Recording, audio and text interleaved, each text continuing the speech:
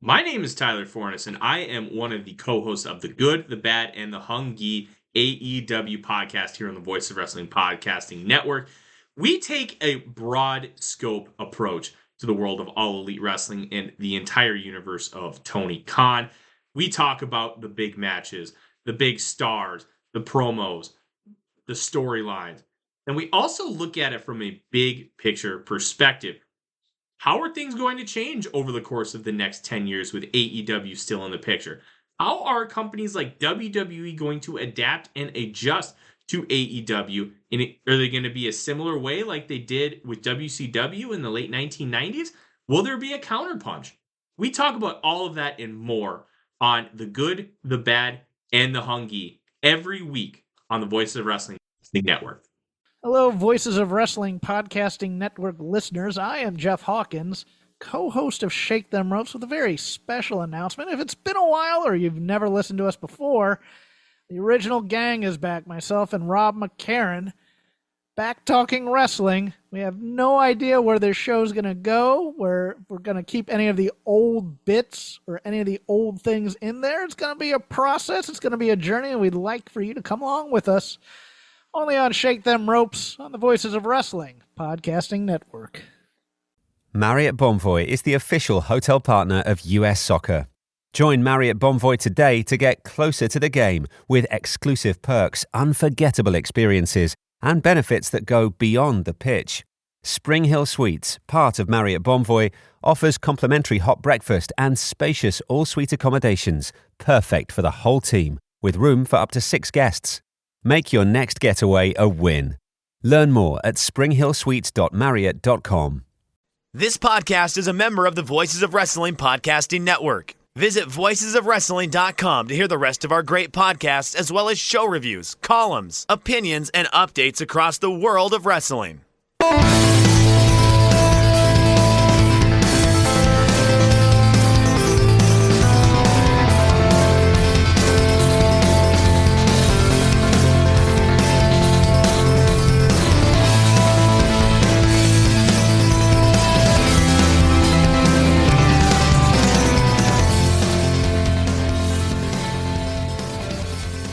Hello everyone, and welcome to Music of the Mat Remix on the Voices of Wrestling Podcast Network. I am your host, Andrew Rich, joined today by a returning guest. She is a writer, professor, and as always, an absolute delight. It's Maura Johnston. Hello again, Maura. Hi, how are you? I'm good, thanks. How are you holding up? I know it's been a rough few weeks, given the passing of your cat Nuno, and again, I'm very sorry for your loss with him there. I'm really sorry about that, Maura. Thank you. Yeah, this year I'm really ready to chuck it in the bin. So, so these year-end retrospectives are exciting because that means that is coming ever closer. I hear you. Well, I'm glad you're here, Maura. As always, I'm always glad you're here. Thank you. In fact, this episode is actually a little bit special because this is the first episode of the show since I moved back into my apartment. Oh, wow. After nearly 5 months of living in a hotel, I'm back in my apartment. I've got my TV, my PS4, my fridge and my freezer, my oven, all my stuff back together again. And it feels good to be home, Maura, that's for sure. I can imagine. That is such a great feeling to be like back in your own space, that everything is sort of yours and your systems and everything. I know the feeling very well. Yeah, I will admit I was kind of losing my mind towards the end there because the stay just kept getting extended. But that's the thing when you're dealing with, renovations and permits and inspections and electrical and all that stuff. Mm-hmm. It can really take a long while. So hopefully I never have to experience something like that again for a very, very long time. Knock on wood there, Maura. Fingers crossed. Yeah, definitely. But anyway, today's episode is our annual year-end episode. It's a taste of 2025. And as I say every year, it's called a taste of because it's not meant to be a complete summation of all music that came out this year. It's just meant to be a taste, a sampler of what we listened to and what we liked. And I was a good boy this year, Maura, because last year I talked about my bad habit of not listening to new releases as the year goes by and then cramming them all in at the end. This year, I made a promise to myself that I would stay on top of new releases, and I did. Now, I didn't listen to everything.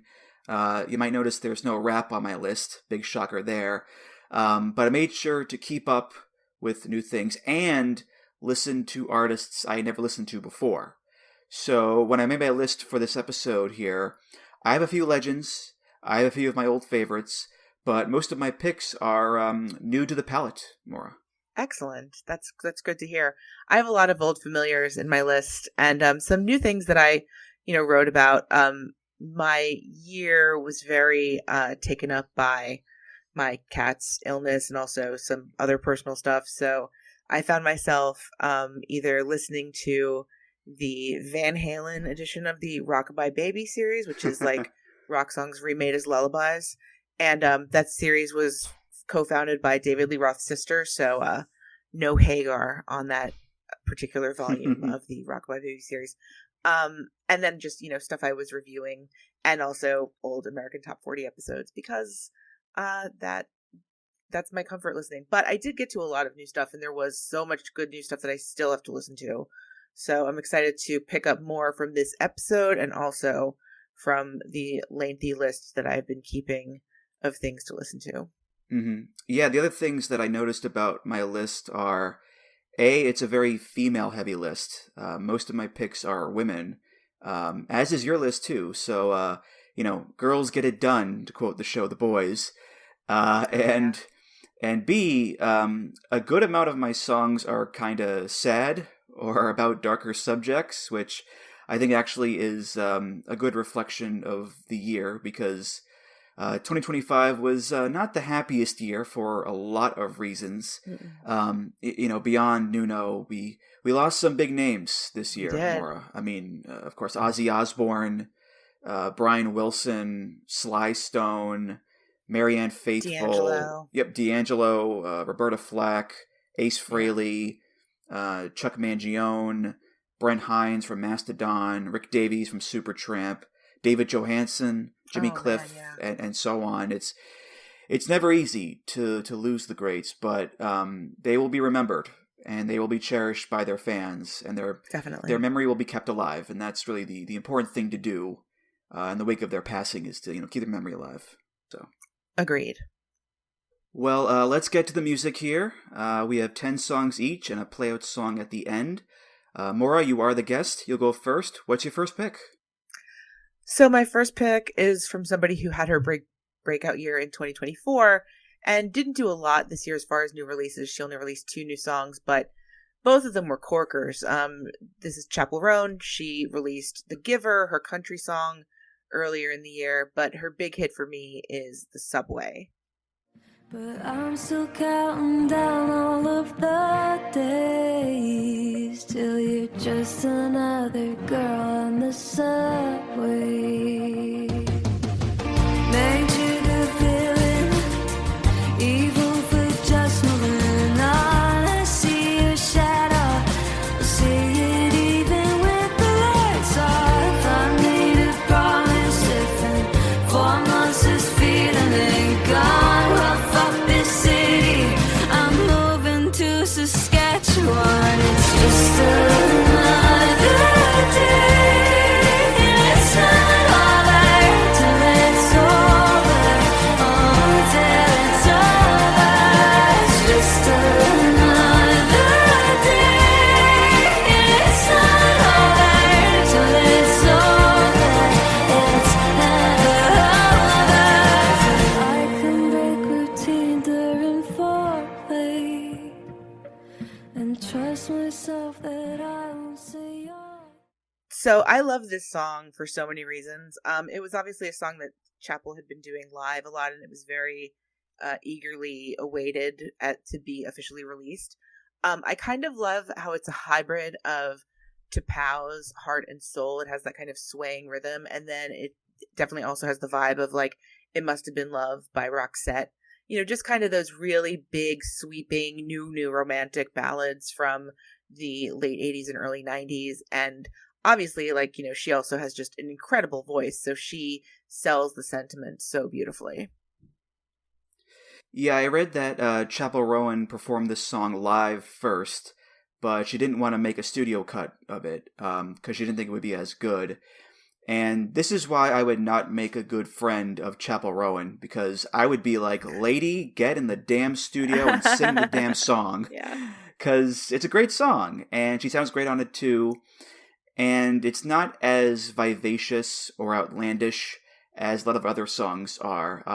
I played Red Wine Supernova a few episodes ago. Great song. And this is rather tame compared to that one. But it's still got a lot of heart and a lot of feeling to it, and I'm glad she finally made a proper studio version of it, Maura. Yeah, definitely. No, it was a delight. I was very excited when it came out, and I was glad that it lived up because I hadn't seen her perform it, not to my knowledge anyway. I don't think because I've only seen her once when she opened for Olivia Rodrigo, and I don't think she performed it at that show. But so I haven't seen like any of the live performances, so I was kind of going in cold, and it's so good. Yeah. Mm-hmm. I also read that because of the line, I made a promise if in 4 months this feeling ain't gone, well, fuck this city, I'm moving to Saskatchewan, that tourism buzz for Saskatchewan jumped, which is the sign of a star that you can make that happen. And she promised to perform in Saskatchewan, which, it's not as funny as Pitbull going to Kodiak, Alaska, but, it's still a cute story there, Maura. Yeah, she can show up in Saskatoon and, throw it down. That'd be fun. Get the prairies moving. Yeah. All right, my first pick. This is a collaboration between two heavy hitters. Elton John and Brandi Carlile came together to make an album called Who Believes in Angels, and this song is called The Riverman.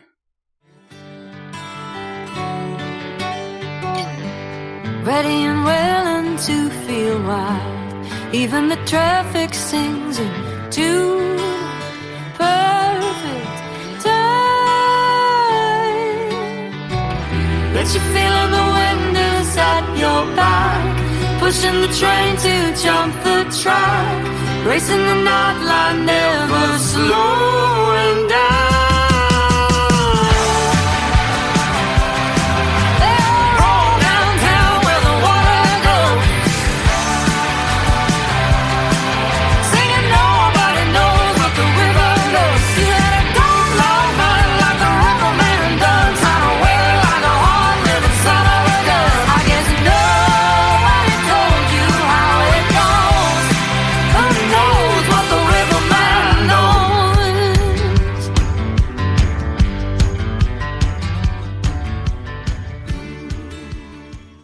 So that's one of the rockers on the album. Has that country flavor to it, bit of gospel with the background singers, even a little bit of Pinball Wizard in there later on, which Elton John did a cover of in his career. It's a real good tune, and the album as a whole is excellent.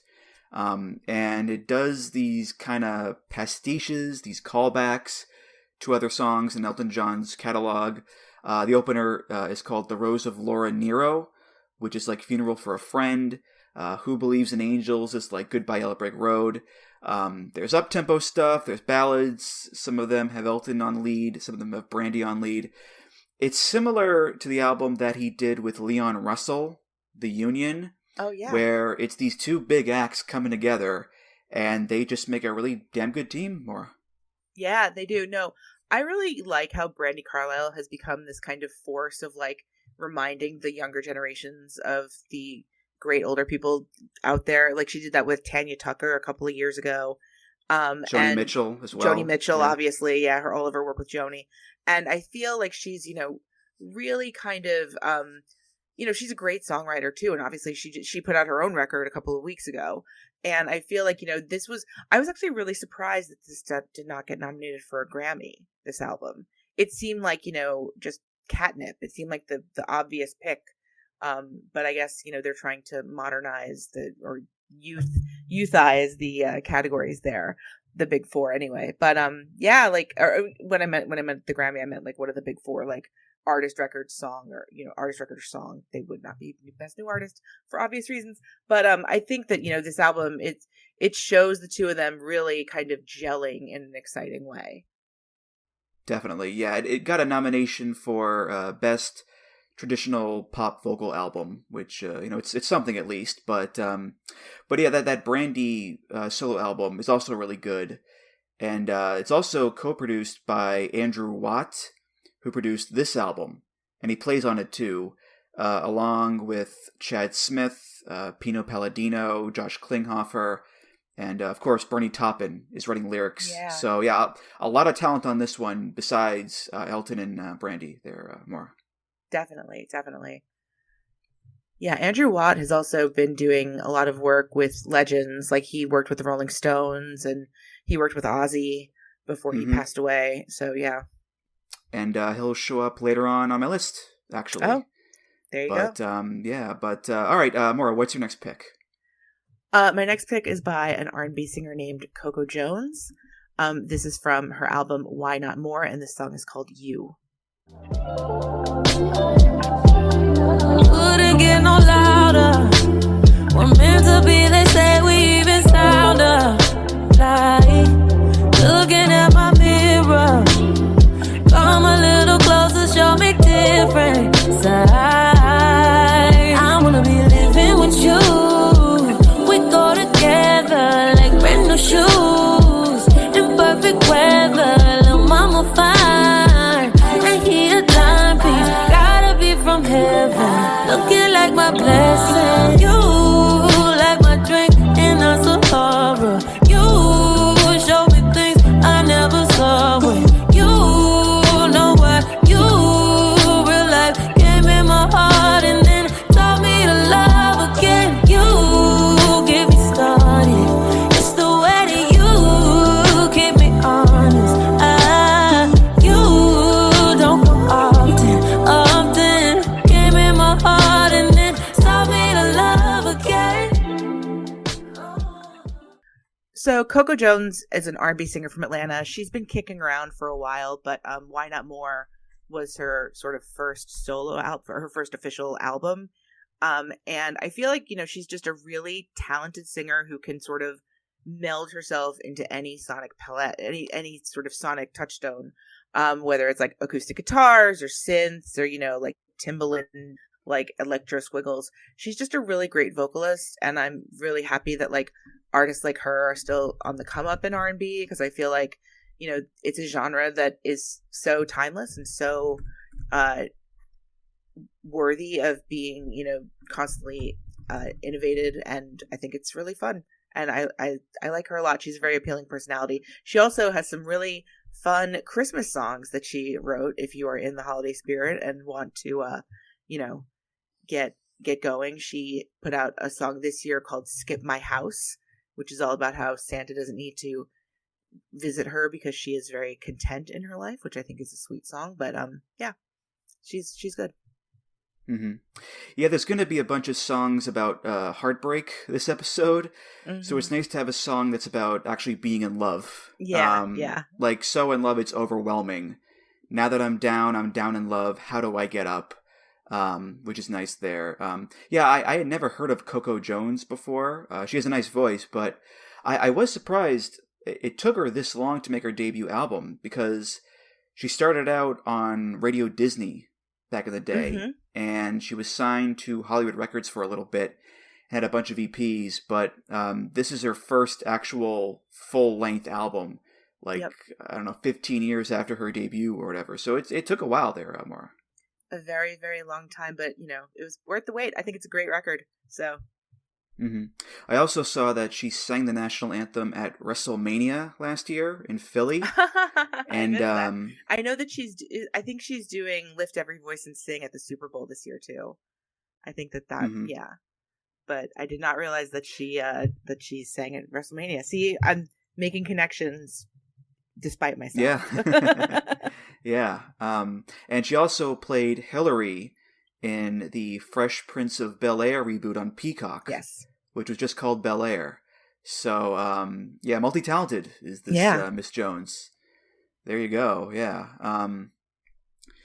All right, my next pick, this is someone who I was introduced to this year.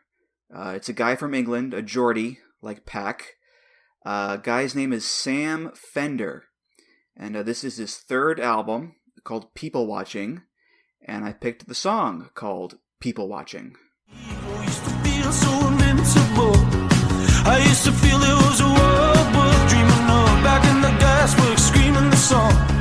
Just the beauty of youth would quell my aching heart. Oh, I feel so dark. Remembering. Oh, my heart. I feel so dark. Remembering.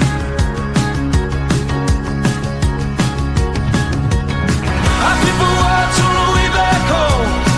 Everybody on the treadmill running. Another billboard, tired of the heat.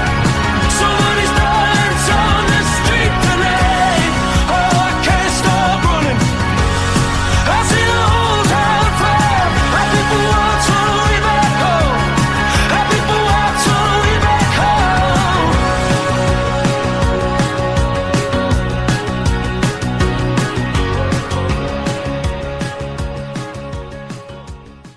So I've been jonesing for a new Killers album, because it's been a few years.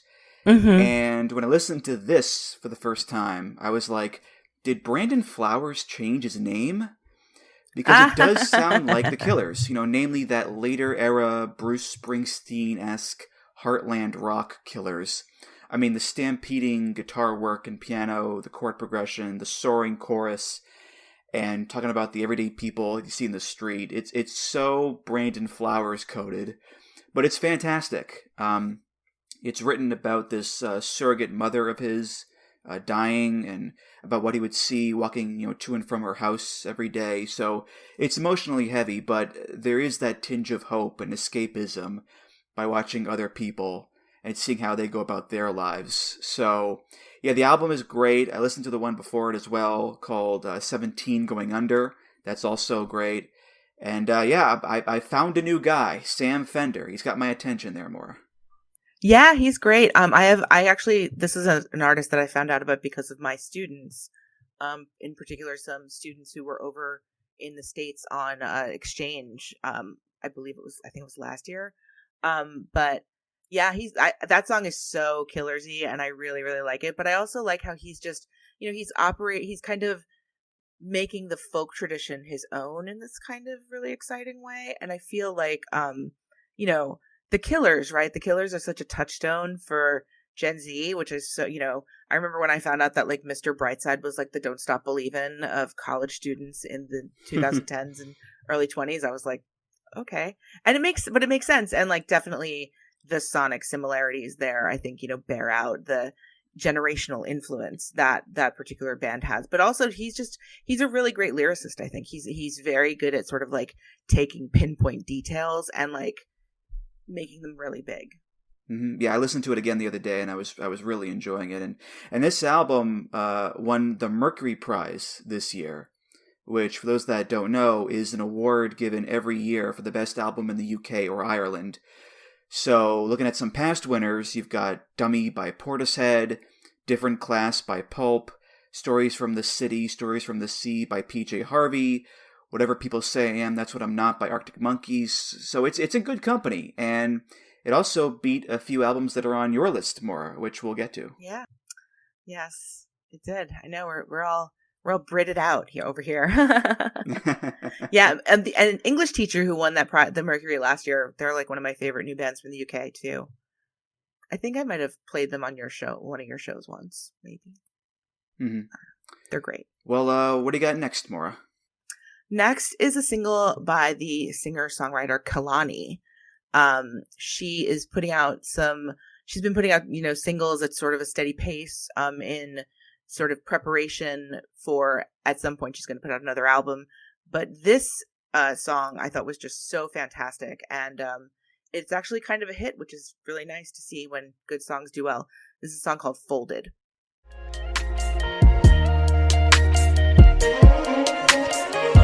It's so silly of me to act like I don't need you back.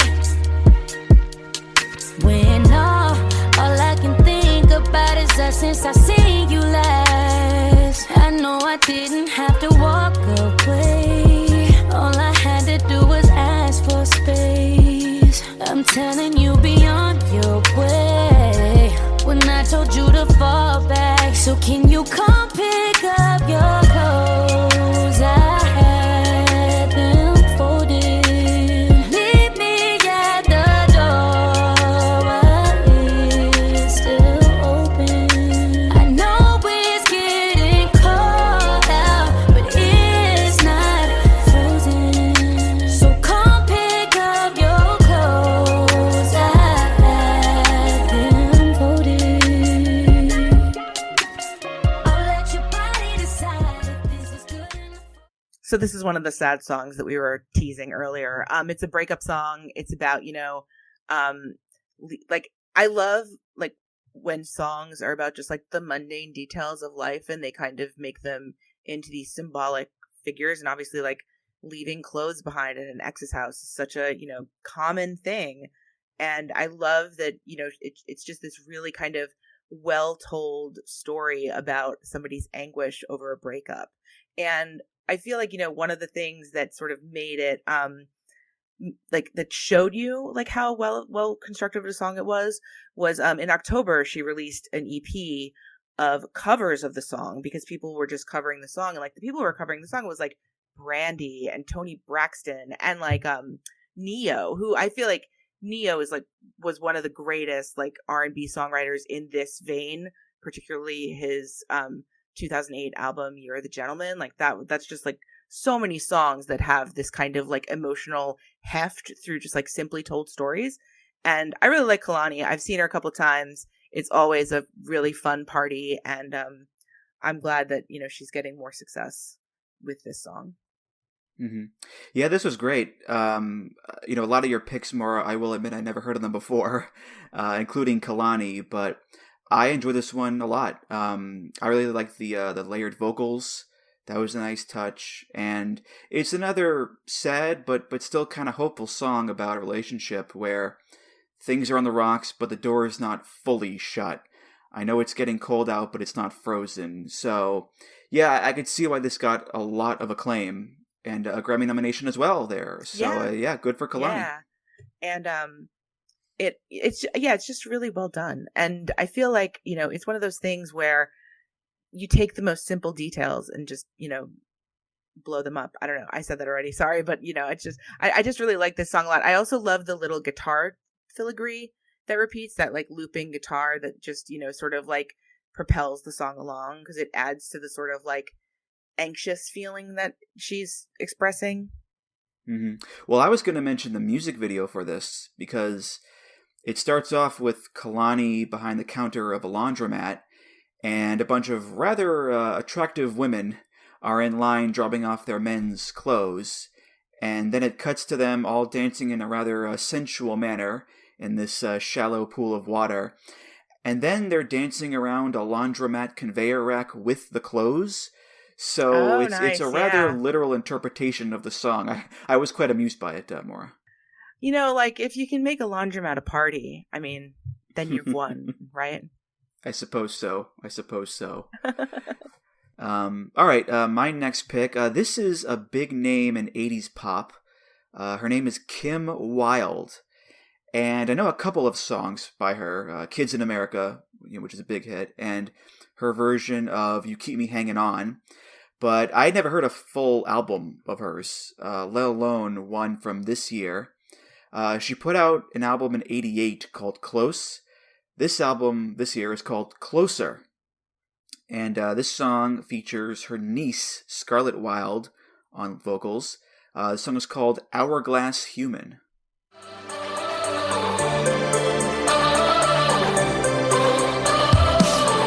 Just like in a game, there goes another one falling again.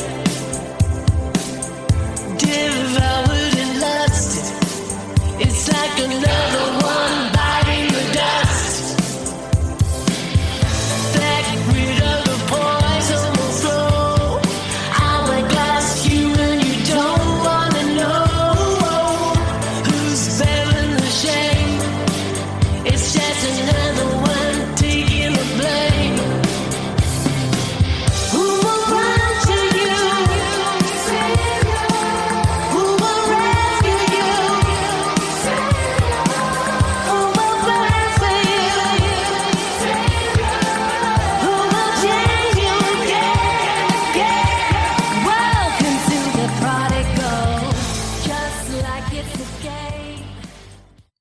So like I said, I knew Kim Wilde. I knew she had a bunch of hits back in the day, but I never really dove into her work.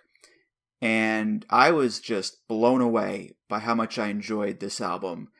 She sounds good. The production sounds good. Has a nice modern synth pop sound to it. She got Midge Ure from Ultravox to pop up on a song, which is pretty cool. Nice. It's a pretty strong effort, and I listened to a bunch of new albums by classic artists this year: Cheap Trick, Doobie Brothers, Robert Plant, Sparks, Bryan Adams. All of them good, but this one really grabbed me more than others. So yeah, I gotta tip the cap to Kim Wilde and Scarlett Wilde, and her brother Ricky Wilde, who produced it. So it's a real family affair there, Maura. Oh, very nice. Yeah, that was great. I really loved how icy the synths were. It reminded me kind of like Annie, the singer from Norway, and her song Antonio, which was this one remix that was featured in that movie The Guest that came out like 10 years ago that I really loved. And it's just that really kind of like, chilly, and her voice sounds great, I think, too.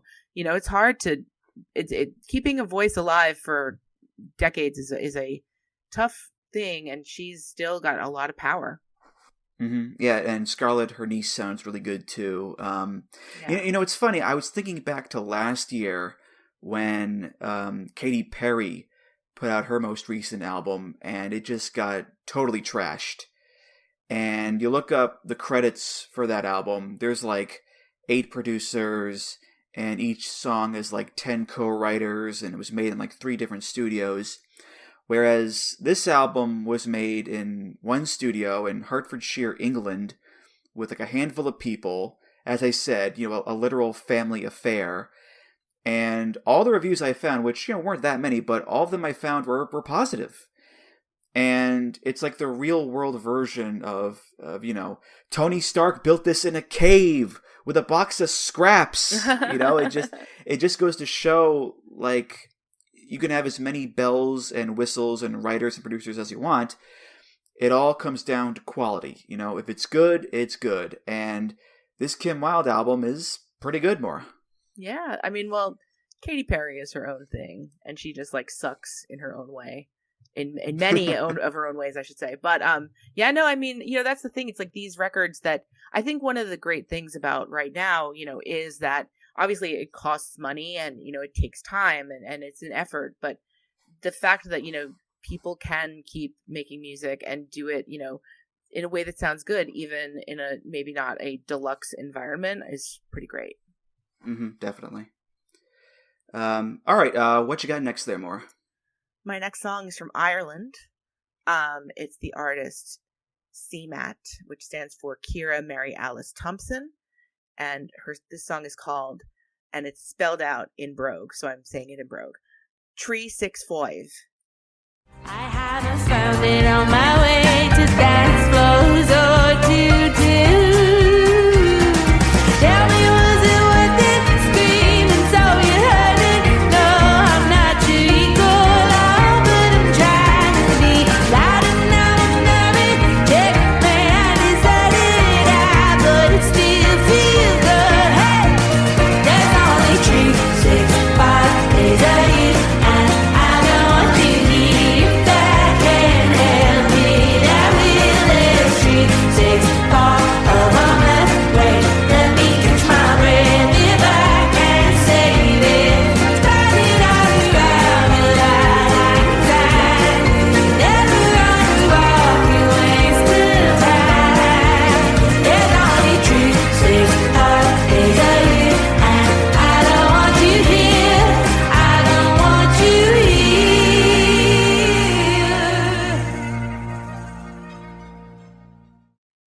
Ah, she's so good. I love her. So that was from her album Euro Country, which came out earlier this year. She's a singer-songwriter. She's been doing it for a while, and I feel like this record is just really her coming into her own as a songwriter. Her voice is obviously so lovely, like curlicues around the lyrics, and her lyrics are so pointed, and she makes like lessons about like patriarchy and like European politics and like the Irish recession of the early 21st century. You know, she turns them into fodder for song, and you're just like absolutely wrapped. Probably could take some hints from her as a professor and her pedagogical style. But no, but like, you know, it's not like didactic or anything. It's just really, she's just really fun. And like this record, I feel like is just so unbridled and so like, you know, just it's like a call for the world to do better, which I think that makes her similar to another act that I'm going to be featuring later in the show. But I really love this record, and I just feel like she's so fun and so like exacting in like this really kind of effervescent way. Mm-hmm. Yeah, all I needed, was to read the name of the song out loud, and I knew she was Irish. It's all it took, which which is funny because apparently the reason it's called that is because Charlie XCX already did 365. Oh yeah, already did. Yep, totally. Yeah, you got to have brand differentiation. Exactly. Yeah, but you might be surprised to learn that Irish country is not at the top of my music queue there. That said, I dug this one quite a bit. This is my first time hearing CMAT, or CMAT as Brian Alvarez would call her, and I enjoyed it. I never realized until now just how well the Irish and country worlds blend together in terms of subject matter and fiddles. Oh yeah, and as someone whose grandma, as someone whose grandma was an Irish musician, yes, there are many like direct through lines, in terms of songwriting and storytelling, and obviously, like you said, fiddles. But it's definitely they definitely, and obviously, like a lot of people who performed early country and bluegrass were like Scotch Irish too. So. Mm-hmm. And I'm not a huge fan of either genre, but put together like this, I was tapping my toes, Maura. Good. That's all I hope for. And this was one of the albums that Sam Fender beat for the Mercury Prize. Yes. But just looking at her other albums, they've all been critically acclaimed, and they've also all been number one in Ireland. So, I'm curious to listen to more of her stuff there, Maura. Yeah, she's great. Totally. You have no wrong place of entry in her catalog. All of her songs are really good. Mm-hmm. All right, my next pick, no surprise here. I went with Ghost. They were non-negotiable for me at this point. The new album this year called Skeleta, and just based on my Spotify Wrapped, it's my favorite album of the year because I listened to it quite a lot. And I went with one of the singles here. This is Lacrima.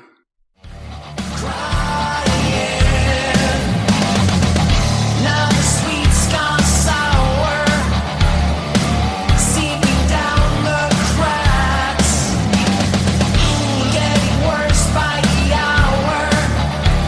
The viral attacks. In the middle of the night it beats. In the middle of the night it eats you. Everybody knows. Everywhere I go, I can never run and I can't hide. I'm done crying over someone like you. I'm done crying. Hope you're feeling it too now. I'm done crying. So Lacrima is Latin for tear, hence why the chorus is I'm done crying over someone like you. And this album, by Tobias Forge's admission, is the most personal one to date. It's more so about human feelings as opposed to big ideas like empires and the Antichrist and things like that. So it's a song about heartbreak and trying to let go of the emotional torment. But it's still Ghost, it still has that wonderful, cheesy, gothic pop metal coating, ripping through every poem like a vampire should, and it takes one to know 'em like I knew you would. In the middle of the night it feeds, in the middle of the night it eats you. Metaphor, baby. Yeah. And you've got chunky riffs and the big drum fills, ba-da-ba-da-ba-da-ba, and spooky synths and the beautiful harmonies. It's what I love about Ghost. And this album, it was a bit polarizing amongst the fans when it came out. It even took me a few listens to really get into it, but now I love it. And I loved seeing them on the Skeletor earlier this year. So, big Nice. thumbs up for Ghost there, Maura. Yeah, that was great. I have a question about that. Like, were people kind of like worried about the band and what the direction they would go in after the viral success of Mariana Cross? I saw more concern about the types of fans that they were attracting. Because there is a difference between, the fan base that you cultivate early on and you grow inside that little bubble and inside that metal world. Yeah. But once you go viral on TikTok, that's when the floodgates start to open and new fans and new people come aboard. And there's pros and cons to that, but that was, I think, the main concern that I saw with that, Maura. Yeah, that's interesting. Yeah, because it is like obviously a little bit of a sonic departure for them. So I was wondering if people were like, and oh no, are they going to do what? Are they going to try and reinvent, like double invent the wheel or whatever? But yeah, no, that was good. I really liked how like sort of scorching the vocal is on that too. It's very like acid tipped, acid blended. Mm-hmm. Yeah, I mean, like I said, it was a pretty polarizing album when it came out because there are, a fair amount of light elements over the course of it, but there's plenty of heavier stuff too, still in there. But I was gonna say, every album cycle has a new Papa, a new character that Tobias Forge takes on as the frontman, and this one is Papa the Fifth, Perpetua, and all the other Papas before him are Tobias under this full latex mask. But this one is a metal half skull mask with a strap and face paint. Because Tobias was like, I was so sick of having my whole head covered. And the music video for Lacrima is him and the band performing for the first time in the full getup. And so many comments are like, "Oh my god, I can see his mouth. This is crazy." He can actually priss and preen. It's wonderful. So, different look, but one that I think definitely benefits Tobias in the long run.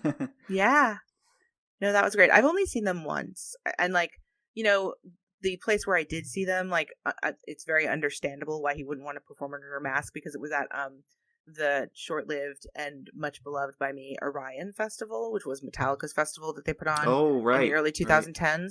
And they played at I want to say 3 p.m, with the sun beating down. So that could be definitely everybody was looked like they could get a little sweaty under their gear.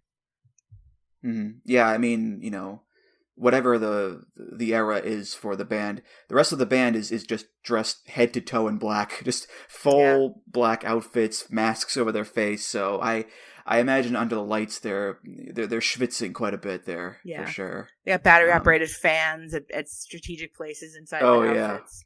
Yeah, definitely. And it makes it look billowy, so everybody wins, Yeah, there you go, for sure. Marriott Bonvoy is the official hotel partner of US Soccer. Join Marriott Bonvoy today to get closer to the game with exclusive perks, unforgettable experiences, and benefits that go beyond the pitch. Spring Hill Suites, part of Marriott Bonvoy, offers complimentary hot breakfast and spacious all-suite accommodations, perfect for the whole team, with room for up to 6 guests. Make your next getaway a win. Learn more at springhillsuites.marriott.com. But all right, what's your next pick there, Maura? My next pick is by the artist Jane Inc., and it is called Elastic.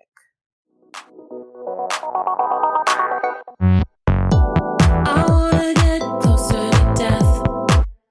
Feel it shatter against my head. I want confusion. I want you and your thousands of eyes making me new. We're at the altar of earthly delights. We can take and do what we like. I'm with the power that moves in the night. We're free.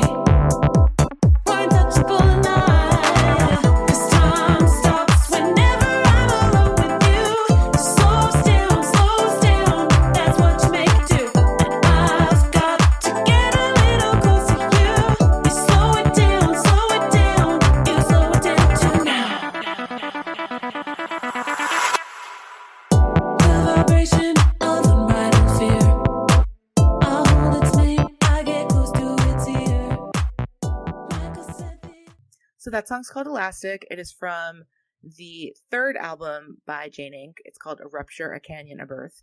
Jane Inc. is the project of the Toronto-based artist Carlin Basic, and she's performed with like U.S. Girls and, a lot of other sort of synth poppy concerns around Toronto. But Jane Inc. is her thing, and I found out about them back in 2022 when she put out the second Jane Inc. record, Faster Than I Can Take, and that had this one song on it called 2120 that was absolutely a monster song. It was like one of my favorite songs of the last 10 years. This new record is really good, and it's really intense because like it's basically about a year where she like almost died in a car accident, and then also she had a breakup, and she also removed a cancerous growth from one of her vocal cords, and she channeled all of that kind of all that death and all that sort of near death experiences into this fantastic album that's just so like kinetic and vibrant, and she's such a great auteur of like different types of dance music, and I just really I love her. I think she's just so talented. Mm-hmm. Yeah, this song triggered a response in me for a specific reason, because back in winter 2012, I worked for a few months at Abercrombie & Fitch, and the music that they played in the store was this loud club music. And this song reminds me a lot of that kind of music, in a good way. Yeah. There's something about this type of dance pop, this kind of sound, and these lyrics. We're at the altar of earthly delights. We can take it and do what we like. Armed with the power that moves in the night. We're free. We're untouchable tonight. It just has a certain trying to be hip clothing store vibe to it. Kind of a Giorgio Moroder vibe as well. Oh, absolutely. With that synth definitely. sound. Definitely. So yeah, I was grooved to this one, Maura. Yeah, she's great. I think she's going to be coming here on tour in the new year, and I'm really excited about that because I've never seen her live, but I bet she puts on a great show because the Toronto scene, like the sort of like experimental independent music scene in Toronto is so vibrant and so fertile. There's tons of acts in different modes coming out all the time, and they all know how to put on a show, which is the really cool part. So I'm hoping that I get to see her and that she keeps putting out music because this was great. But honestly, like 2120 also banger track, like definitely just like monster of excellence. So, and this is good. Obviously, Elastic is great too.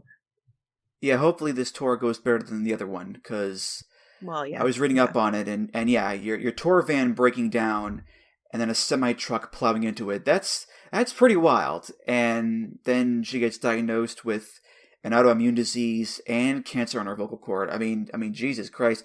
Here I am complaining about a few months in the hotel, and this lady is going through that. My goodness. But I guess, when you have a song on this album called I'm Alive, it's there for a reason, Maura. So with 3 exclamation points too, don't forget. Yeah. But, all right, my next pick here. This is a woman I'd heard of before, but never really listened to. Her name is Sharon Van Etten, and she has a new backing band called The Attachment Theory. So the album is called Sharon Van Etten and The Attachment Theory. And I went with a song here called Idiot Box. All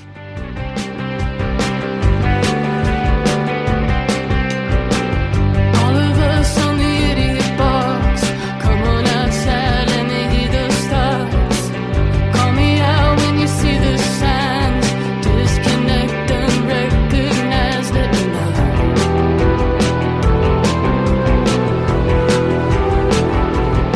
Let's go!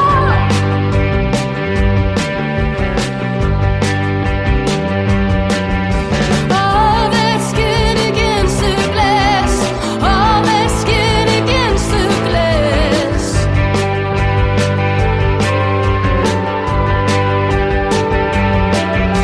All these things we think we lack. All this time we can't get back.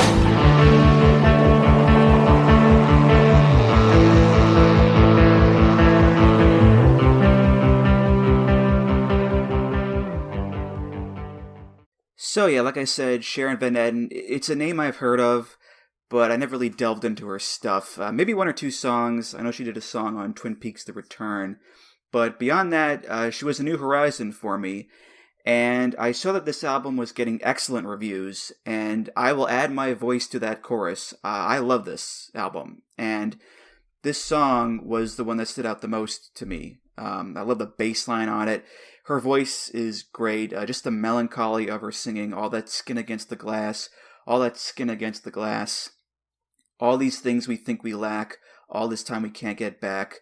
Because it's about smartphones and social media, and we just lose so much time devoted to the new idiot box. And when it climaxes toward the end, always gets to me, I'm like, all right, Sharon, I'm with you. I'm a new fan. So, thumbs up for Sharon Van Etten and the Attachment Theory, Maura. Yeah, she's great. I really liked that a lot. I feel like it also ties back to, that kind of like really driving open roads feeling that the Sam Fender song had as well, right? She has a fantastic voice, and in this sort of, beyond singer-songwriter milieu, I think it sounds great. Mm-hmm. Yeah, I saw some comparisons to like Joy Division and Susie Sue, the kind of post-punk vibe.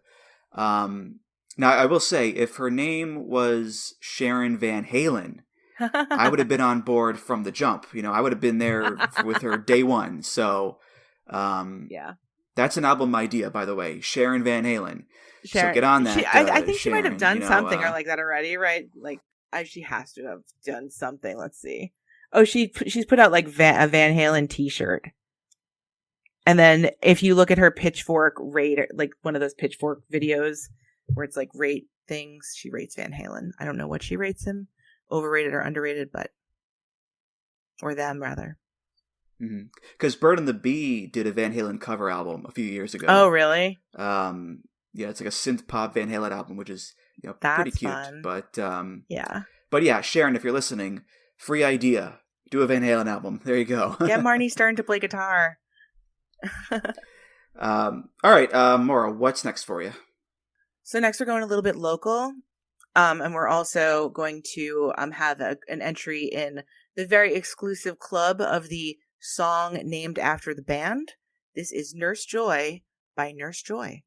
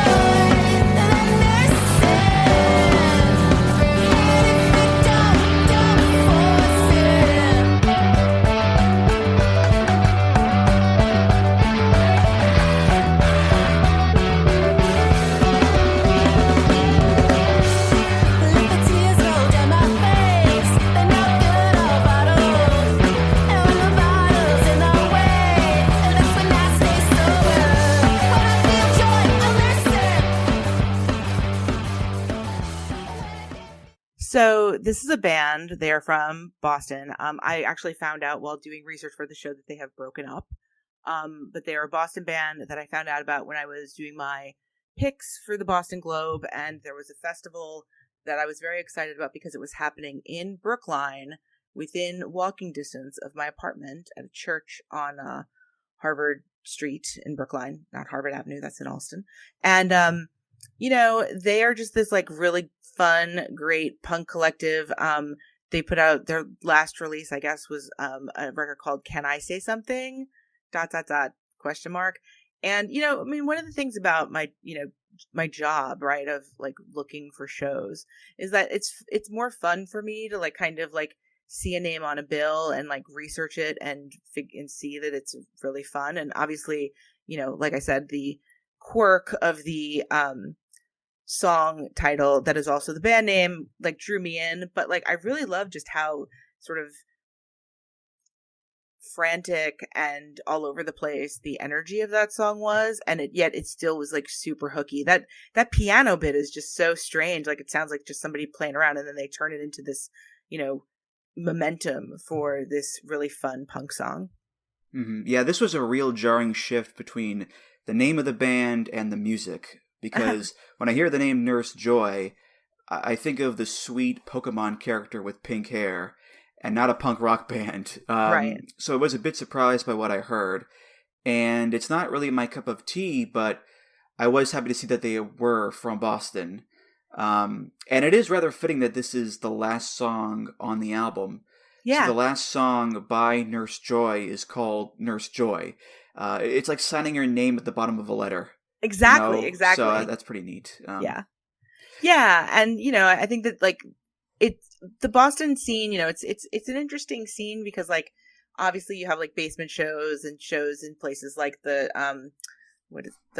VFW Hall in Cambridge and stuff, the like Sinclair. These not, well, no, I was thinking more of, like, the venues that aren't owned by, like, Bowery or, or Live Nation. Oh, okay. Like, this, yeah, like basements of houses in Allston, or like, DIY spots. And, like, it was really gratifying to see that, like, there was still, like, this energy going on. Because obviously I'm an old lady now and I'm not as in touch with the kids, but, seeing the poster for this festival that happened in Brookline, like, that was how I found out about the show. And that was what made me write about it when I heard about it, because I'm always looking for new, interesting things to write about.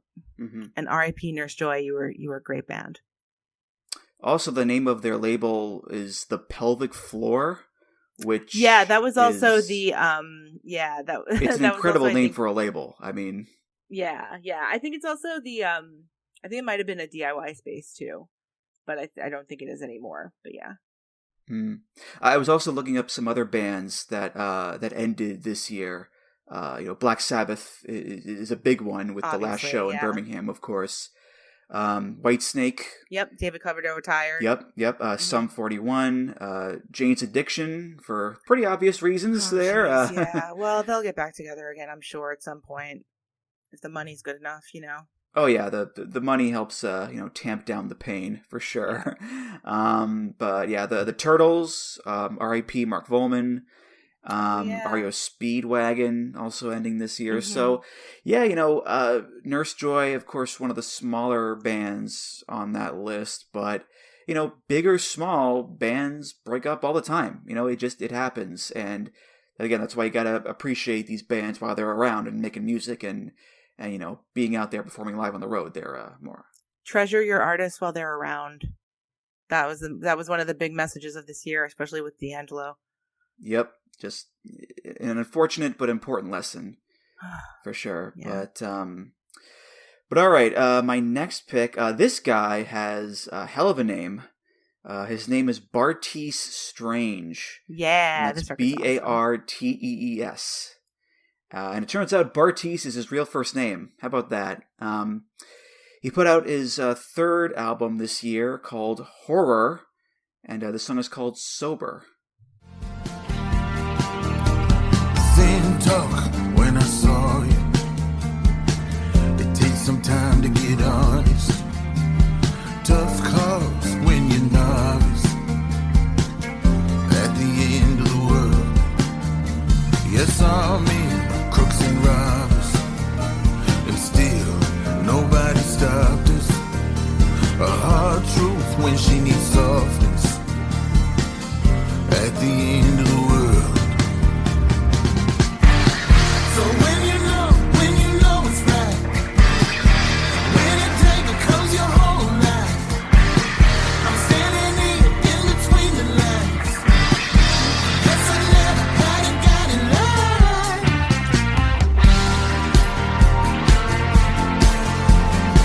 That's why it's hard to be sober.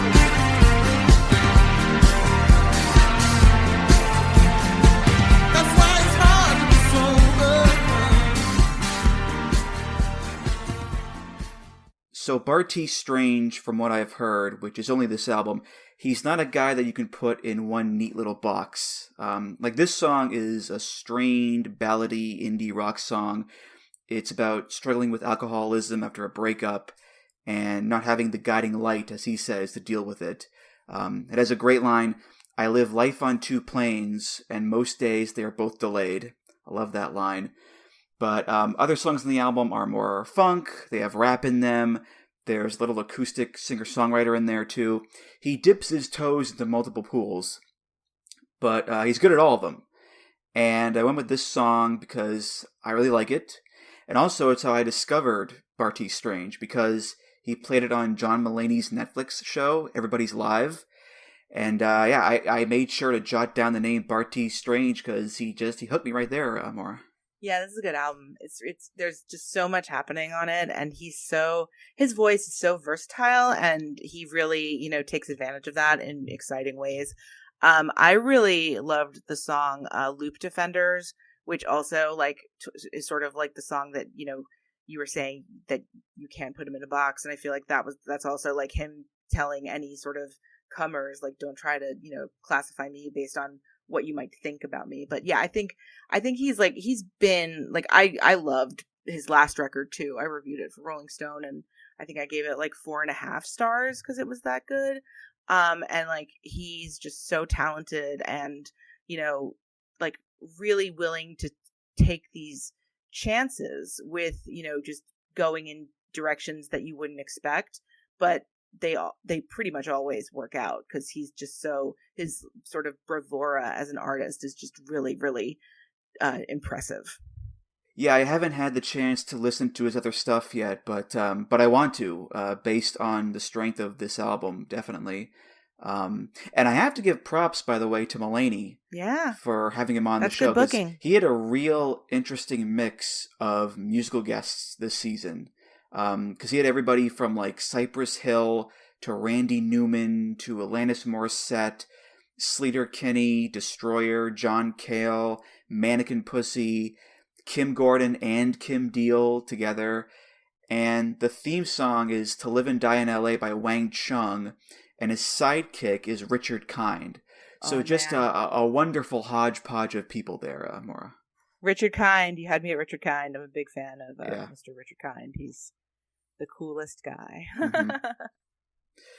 But all right, what's your next pick there, Maura? My next pick is by the singer-songwriter Casey Dynel, and it is called Your Girl's Upstairs. Don't be mad, your girl is with me again.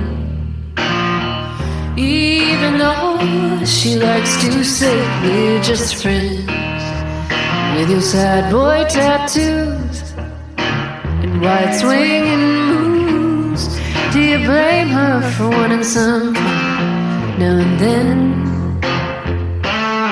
She played house, played dead, played anything to keep your head from crying,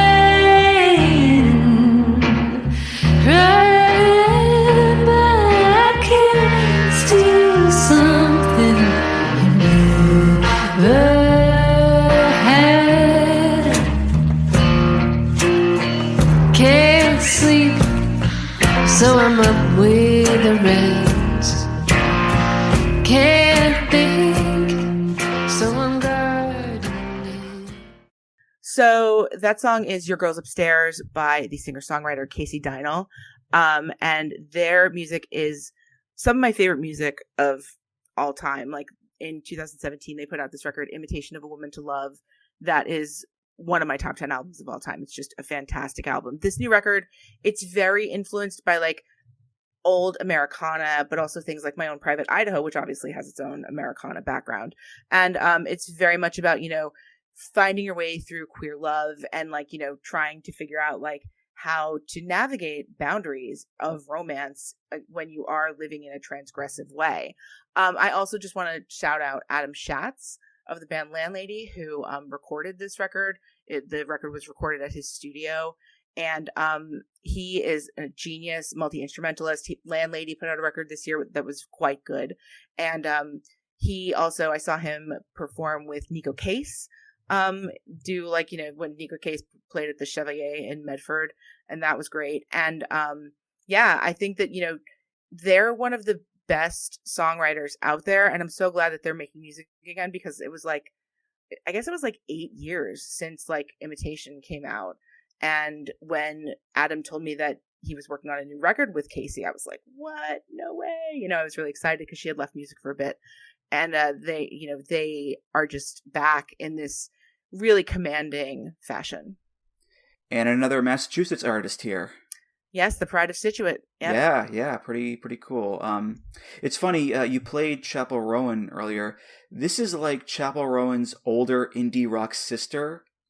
Because writing a song about a girl stealing another guy's girl and then mocking him for it, that's so in the Chapel Rowan wheelhouse. Definitely. Don't be mad, your girl is with me again, even though she likes to say we're just friends. With your sad boy tattoos and wide swinging moods, do you blame her for wanting fun now and then? I mean, put a dance beat behind that and you got Chapel Rowan, baby. There you go. Definitely. But this one, it's not as fun as Chapel Rowan because, it's more rugged and raw and that indie sparse style, But that's fun in its own way. Oh, yeah. Well, it's a bit more cutting, really. It's not as playful as the Chapel Rowan style would be. But I noticed that you are on Casey Dynell's Wikipedia page. Yes, I am. There in the... Because Imitation of a Woman to Love is the greatest album. That's why. It says, writing for Rolling Stone, Maura Johnston called the album a sprawling, stunning collection. That's true. So, yeah, you're on Wikipedia there, Maura. How about that? Oh, gosh. I am. I sure am. And you have your own page, too. There you go. Yeah. So you're rolling in the fame there. Pretty cool, yeah. But, all right, so my next pick, this is an all-girl band that put out their debut album last year and already put out their second album this year. The band is called The Last Dinner Party. The album is called From the Pyre, and this song is called The Scythe.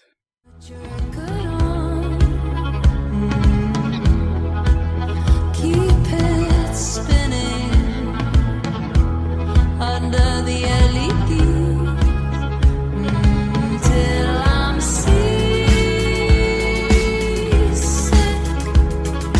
Nothing lost, nothing lost, nothing lost. I know I've seen the sight, but it's chic. Don't cry, we're bound together. Each life runs its course. I'll see you in the next one. Next time I know you'll fall. Next time you fall, I'll be your God. You'll be in sea. So when I said that a lot of my songs are sad, I meant it, damn it. Yeah. It's not hard to imagine what a song called The Scythe is about. And I really don't mean to trigger you or anybody else with a song about death, Maura. Oh, no, it's okay. I mean, it's it's part of life, so Yeah, I mean, it's genuinely one of my favorite songs of the year. And there is, again, that message of hope with this song, with this idea of love being cyclical and lasting beyond death. Don't cry, lie here forever. Let life run its course. I'll be here in the next one. Next time you know I'll call. Don't cry, we're bound together. Each life runs its course. I'll see you in the next one. Next time I know you'll call. And you got the strings in there and this sort of rockin' like lullaby beat to it. It's such a beautiful song that I had to pick it more. Yeah, they're really good. I mean, like, they have that kind of like orchestral pop thing that reminds me of bands like My Life Story from like, the 90s wave of Britpop. They definitely have like a very, like, I feel like if they were around 30 years ago, they'd be on the cover of Melody Maker and The Enemy like every week. They have that just kind of vibe to them. But I think that they're pretty good, and I'm very curious to see them live, especially since this band that's opening for them here in Boston next year they're called Florence Road, and that they were actually one of my new discoveries of 2025. They're like 4 teenagers from Ireland who are just, making really, really fun, like, but sort of sludgy grunge pop that I really like. So I think that'll be a good pairing. But yeah, I like this. I like this a lot. I think that they are an interesting band. I wish that I had heard them before I had read about them, because definitely like the press about them. Sometimes I get annoyed by press about certain artists, and they were one of them, but they're definitely much better than my annoyance. I push through the annoyance, and I think that they're pretty good. So yeah. Yeah, I saw the term industry plant thrown around about them, Yeah. which I don't know about that, but Yeah, I mean, people use that term very capriciously these days, I feel like.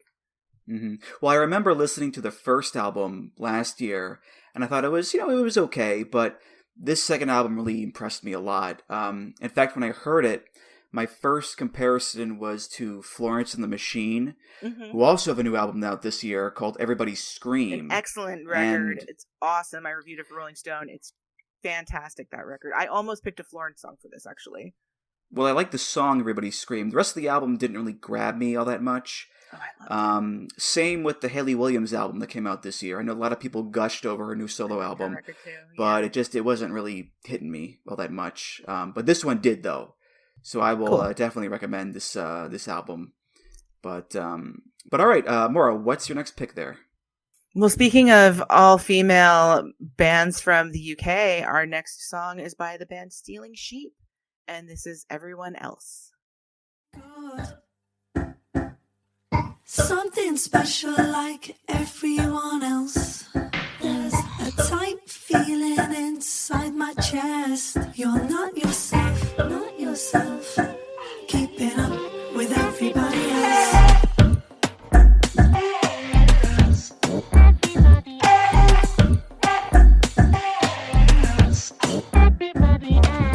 Only wanted to be good. Watch formal dances through the night. You lie in bed, tucked up tight. Tell me, am I missing out? I don't wanna be alone and unhappy. Everyone is having fun. Everyone but me.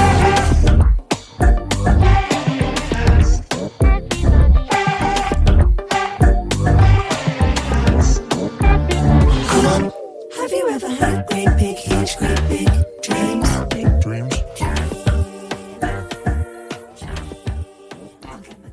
So yeah, Stealing Sheep. They are a band from Liverpool. They've been around since 2010. This is from their most recent record called Glow, which stands for Girl Life Online, and it's actually the first record that they put out on their own label, which is called GIRL, which stands for Girl in Real Life. They love acronyms. I think this band is so innovative, and they've just been doing their own thing, for the past 15 years. This sort of like psychedelic, like synth pop deconstruction that always just gets really kind of like loopy and weird and fun and hooky. And I just feel like, the way that they've kind of kept going along all these years, like every year, every time they put out a new record, like it's, you're gonna, what to expect from a Stealing Sheep record, in that you don't really know what to expect from them. So it's going to probably be like, very sort of velvety vocals and definitely lots of electronics, but beyond that, all bets are off. And I really appreciate that about them.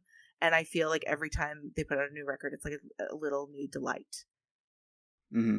Yeah, I saw a review of one of their albums from 2015, and the title of it was Stealing Sheep Throw Everything at the Wall, and a fair amount of it sticks, which sounds in line with what I've heard here. The first word that came to mind when I listened to this was quirky, especially looking at photos of the band and their outfits and their makeup. I was like, okay, they're a little out there. But as the song went by, quirky changed to slightly unnerving. Something about the herky-jerkiness of the beat and the cacophony of noises coming in from all directions. And then it just melts toward the end into this sonic goop. It's certainly interesting, for sure. And I saw on Wikipedia their genre is listed as pop, which may be a bit too generic for what they're making here, Maura. But I think that's one of the themes of a lot of the records I like this year, like the Jade record and like even the Amare record that I really like. Like what does pop mean at this point? Because it can mean everything and nothing. Because, what can become like a top 40 hit? Like, okay, Kate Bush is Running Up That Hill. Okay, Mary on a Cross by Ghost can make the Hot 100.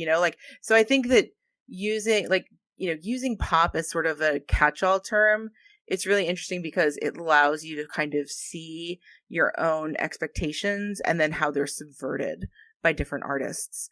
And it's something that I really appreciate. I think like someplace they call themselves like the indie Sugar Babes, which I love because like I loved Sugar Babes, like those first couple of records, and then they, and now Yakisha and Siobhan have like the name back and everything.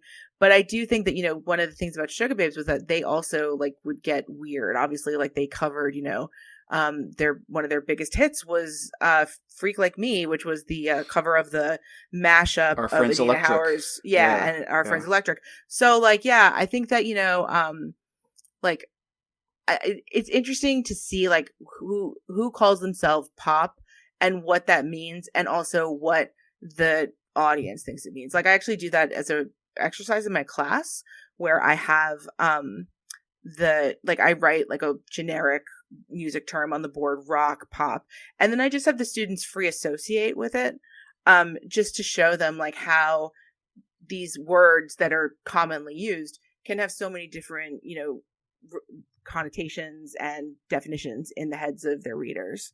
Mm-hmm. Well, speaking of strange, I just listened recently to the 2 Superorganism albums. Oh, nice. And those are a little bit out there, but they're great. They're great pop albums, catchy songs up the wazoo. And I also watched their Tiny Desk concert where they're playing with like buckets of water and soda bottles. So, I guess, it's one of those things where like the limits of pop, there are no limits in a lot of cases. It all comes down to quality. Like I said with Kim Wilde, what's good is good. So there you go. But all right, back on the Halloween Spooktacular, I played a song from Lady Gaga's new album, Mayhem. And I said that I loved it so much that I'd play another song from that album on this episode. Yeah. And I am a man of my word, people. So here is Lady Gaga off her album Mayhem. This song is called Perfect Celebrity. Tap on my face, up on my diamond blood.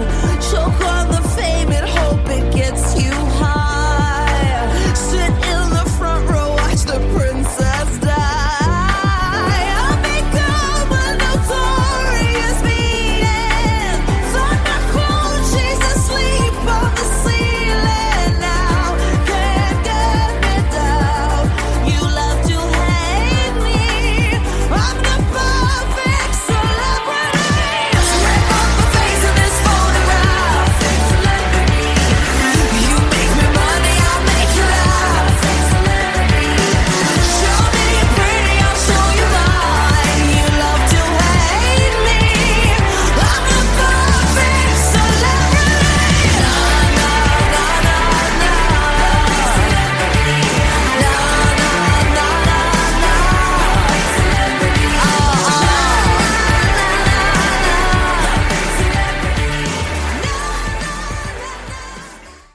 So if you were to tell me at the start of the year that Lady Gaga would not only have one of my favorite albums of the year, but also one of the most energetic, kick-ass songs on my list this episode, I would not have believed you. But here we are. I mean, I gotta praise Gaga. She delivers the goods. Andrew Watt as well. Here he is again on this album. I mean, this song, it really kicks ass. It's like it absolutely does. an electronica rock hybrid sound. I've seen comparisons to Nine Inch Nails, which fits. And she is just yelling her lungs out in the chorus. I mean, this is not classy, cheek-to-cheek Lady Gaga. No, this is an angry mother monster. And here I am, banging my head like it's a Metallica song.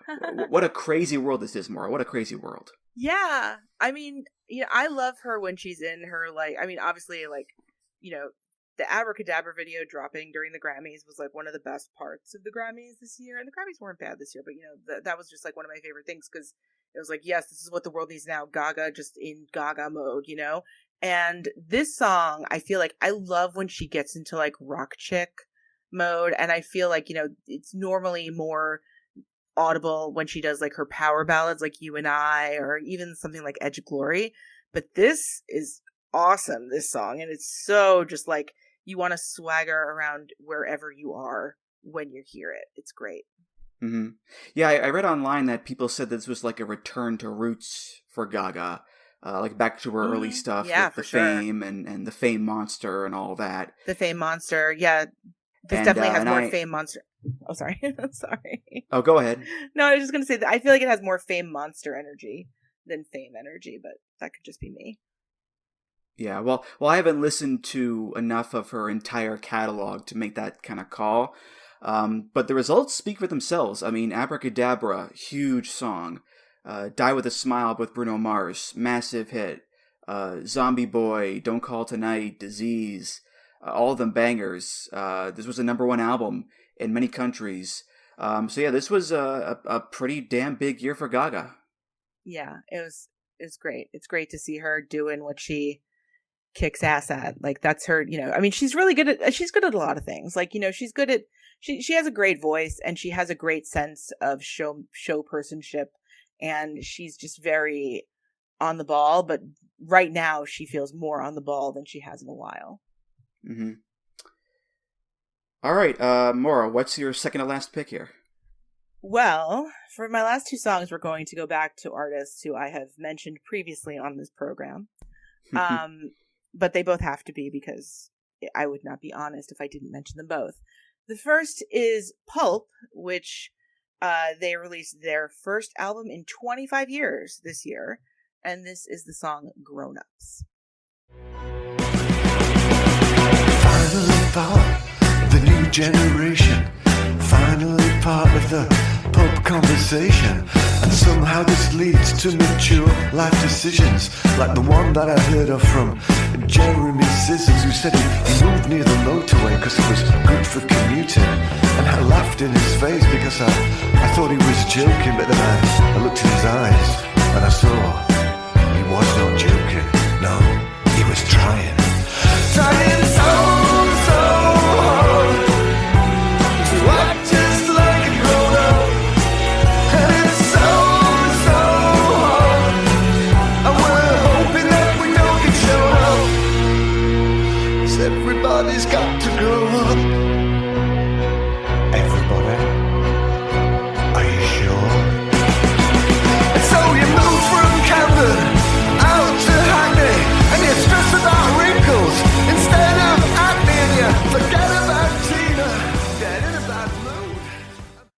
I love this song so much. It's totally, I mean, it's really, sums up, I think, the journey that Jarvis Cocker and his mates have been on in the last quarter century, where it's like, you get old and life gets more boring. I turned 50 this year, so, I definitely was ready for a song exactly like this one. But the whole album, More, is just so wonderful. It's so, like I said, it's their first album in 25 years since We Love Life, which was, very much sort of a record about like agitation and feeling kind of like nervous and trying to see the beauty in the world. And this is more, there's like Jarvis, he's always been the sort of like provocateur, raffish, joker, who's sort of, I mean, you heard when he did The Little Whisper, which, obviously that's like a hallmark of Common People. And, he's always sort of like the observer who's smarter than the room. But on this record, he's kind of, admitting that he just wants to, find people to be with and people to love. And like, I feel like this whole record is just so, it's such, it obviously like the songwriter, and part of it is that like Steve Mackey, who was the longtime keyboardist for Pulp, passed away. And, I think that really kind of puts a bit of mortality over the proceedings. But I also just think that, he's older and wiser, not to be cliche, but, he is. And like the strings on this record that you kind of heard on that song are really, really gorgeous. And they add this like new dimension to the music because they're also like, they're not like sleek strings. They're very kind of like ramshackle homespun strings. And I love this record so much. I just think that he still is such an astute observer of the human condition. And this was also my favorite live show of the year, was Pulp at Suffolk Downs, which is saying a lot because Suffolk Downs is not the best place to see a show, especially when it's raining. So, yeah, before you sent me your list, I was hoping there wasn't too much crossover with my list, and there definitely wasn't. No. But there was one band that was on my original list that I replaced because you picked it, and it was Pulp. Oh. I was going to pick Spike Island because I love that song. Good song. Yeah, that's a but good this song is also great. I mean, Jarvis Cocker, the way he's able to make a song that mostly doesn't rhyme, and it kind of rambles on with these non sequiturs, and it's a kind of depressing message about how we all want to grow up, but growing up kind of sucks. And he can make it funny with this dry humor, and there's a catchy chorus and a jumpy beat. He's pretty great at this stuff, and the final line, one last sunset, one final blaze of glory. And I know it's all about the journey, not the final destination. But what if you get travel sick before you've even left the station? If I could ever write a line that good, I would be a very happy man. Same. But for Jarvis Cocker, it was Tuesday. Yeah. He's just that damn good at it, Maura. Oh, he's the best. Yeah, he's so good. I want to correct myself also. Steve Mackey was the bassist, not the keyboardist. Apologies to the fact checkers. But they're such a great band, and with the show that I saw, the way that the older material sort of just folded right into the new stuff was really impressive too. And I think that's obviously Jarvis' voice is the through line, even though it is a little tad more weathered than it was when he was seeing Common People in the studio in the mid 90s. But what a band, and what a this year for me was just awful all around, just not good. They're but Pulp coming back, that helped a lot, and I know it helped a lot of people I am close to as well, and it was really, going to that show was just such a moment of catharsis. It was really wonderful. Mm-hmm. Yeah, you just gotta hold on to those bits of light as best you can in this day and age, for sure. But Jarvis, he hasn't gone anywhere. He's still been making music this whole time. Mm-hmm. It's just that, it's been a while since we've had the band Pulp make something. And that's a long gap. 25 years, that's a long gap between albums. And that's a lot of hype to live up to. And having heard the album, they did it. I mean, it's fantastic. Yeah. So, there is that sadness, of course, with Steve Mackey being gone. But everybody else from the 90s heyday is there. So, this is, as good as you would hope for a new Pulp album after all this time, Maura. Yeah, I just also want to take a second to shout out Suede, who also put out a really good record this year. That's right, yeah. And who were my 1A, 1B of the Britpop era were Pulp and Suede, and they are still doing it. Brett Anderson, man, he's awesome. He's just such a towering figure, and so shout out to Suede. Yeah, I listened to that album, Antidepressants, which is an appropriate name for the year there. Oh my gosh, But all right, my second to last pick. This is a woman from Columbia, the country, not the school. Her shoot name is Gabriella Caldas. Her gimmick name is Ella Minus. And she put out her second album this year called Dia. And the song is called Broken. How did we end up here? Denying my thoughts like words I have lost. I'll keep writing melodies to sing away the gloom that we have succumbed to. Da da da da da da da da da da da da.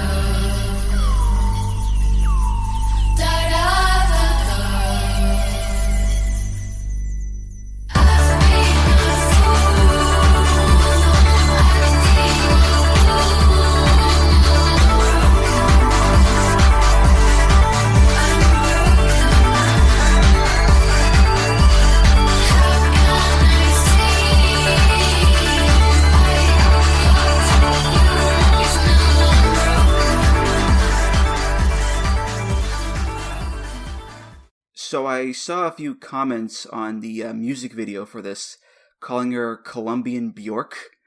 And fair enough, she does kind of look like Bjork. She has this kind of delicate, elvish quality to her. And like Bjork, she is quite captivating, especially with her music. Like with this song, between the lightness of her voice and the pulsing electronica dance beats, there's a hypnotic pull to her. And there's an interesting contrast between the upbeat rhythm of the music and the downer lyrics. I've been a fool, acting all cool, now I'm broken. How can I sing I got you if now I'm broken? So another appropriate song for the year. But I was entranced by this a lot, and by L-. So yeah, another artist I never heard of before this year, but she has my curiosity there, Maura. Yeah, I love those like sort of whirlpool synths. Like I'm such a sucker for that sound. And yeah, I think she's a really talented, artist and always pushing boundaries in these kind of unexpected ways. And I have not dug into this particular record yet, but I am excited to because of this introduction to it. Mm-hmm. Yeah, it's got a lot of good reviews pretty much across the board. So yeah, and I looked her up. She's older than I thought she was. She's 35. I thought she was in her 20s. And when she was a teenager, she was a drummer in a hardcore band in Colombia. And she was like a drummer for hire. And then she went to Berklee College of Music in Boston. Hey. And she switched over to being a synth artist, which is what she is now as L-. And she writes and produces her own stuff too. So yeah, she's quite the talent and has quite the story there, Maura. I feel like for a lot of people, like hardcore is sort of the gateway, because like if you can hang as a hardcore artist, like if you can do those like pummeling songs and, just like balls to the wall things, then you could probably, hang with other, less physically intensive. And this is no shade on any genre, but, it's just like, it's kind of like, the what are those? Like the heats that they do, like the really sort of brutal tryouts that they do to prove that somebody can like run 50 yards in like, I don't know how many seconds, but yeah. It's like the speed trials, I guess. Mm-hmm. Yeah, if your eardrums can survive being in a hardcore band, you can survive anything, I think. But yeah. Yeah, but all right, Maura, what is your last pick of the episode? My last pick is a song that was actually announced like right after I mentioned this artist on my last appearance on this show. It's Bobby Conn, and this is Never Felt Better. I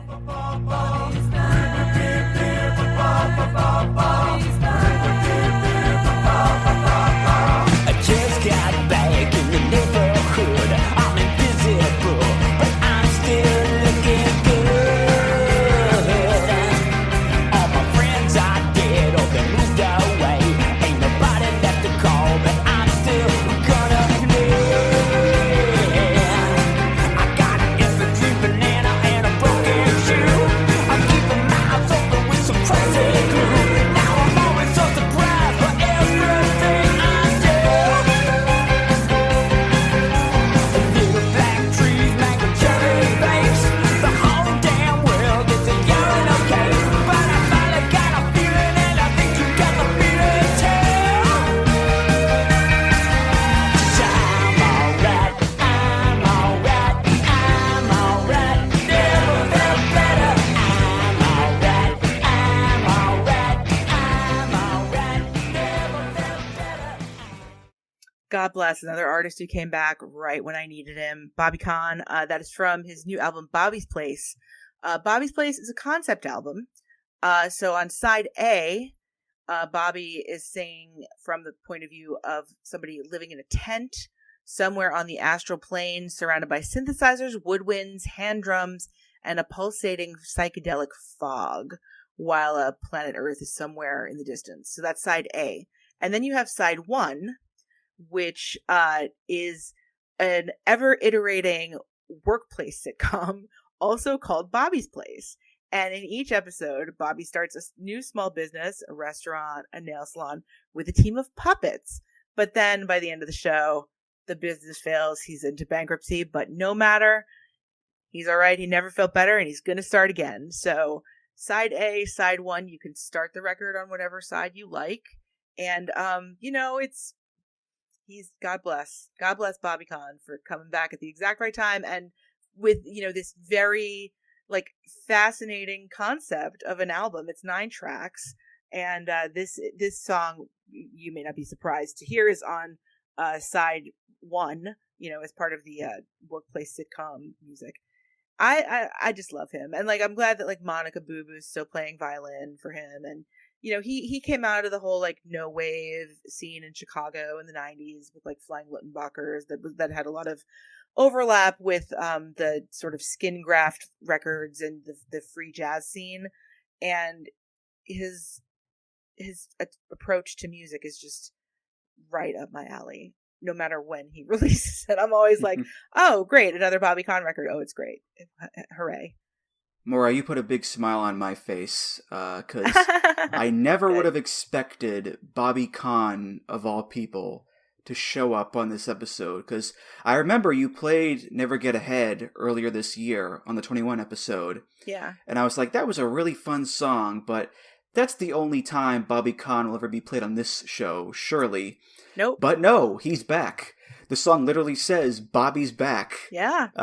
All my friends are dead or have moved away. Ain't nobody left to call, but I'm still gonna play.